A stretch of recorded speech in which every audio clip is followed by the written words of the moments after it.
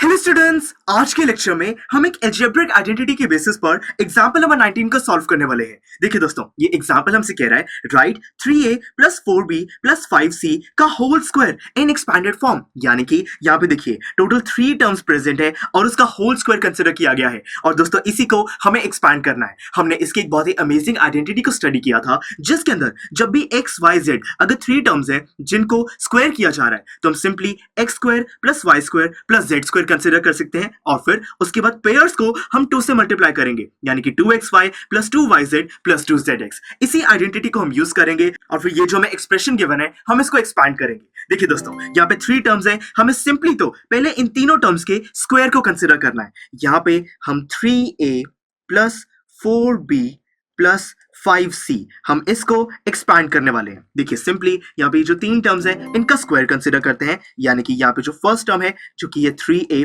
इसका square plus second term है 4b इसका स्क्वायर प्लस थर्ड टर्म है 5c और इसका स्क्वायर। उसके बाद हमें यहाँ पे 2xy यानी कि प्लस 2 मल्टीप्लाइड बाय xy यानी कि फर्स्ट और सेकंड टर्म। दोस्तों यहाँ पे फर्स्ट टर्म है 3a और सेकंड टर्म है 4b।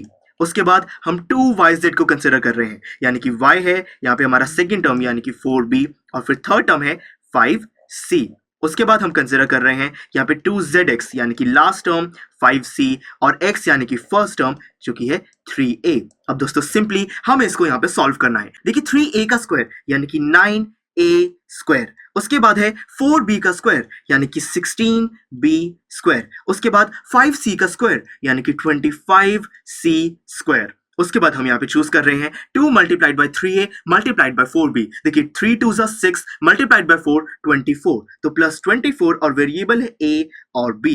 उसके बाद हमें ऐड करना है यहाँ पे 4 2 8 8 5 40 यानी कि 40b मल्टीप्लाइड बाय c। उसके बाद 2 5 10 multiplied by 3 that is equal to 30c multiplied by a। देखिए दोस्तों, अब हम इसको एक लाइन में प्रेजेंट कर सकते हैं कि 9a square plus 16b square plus 25c square और फिर लास्ट में ये पेयर्स वाली टर्म यानी कि 24ab प्लस 40bc और लास्ट में हमारे पास 30ca। देखिए दोस्तों कितनी इजीली हमें ये जो पॉलिनोमियल एक एक्सप्रेशन गिवन था हमने इसको एक्सपैंडेड फॉर्म में लिख दिया है। आई होप दोस्तों कि अब आपको एग्जांपल नंबर 19 में कोई भी डाउट नहीं है। चलिए मिलते हैं अगले लेक्चर में, जिसमें हम इतनी आसानी से एग्जांपल नंबर 20 को सॉल्व करेंगे।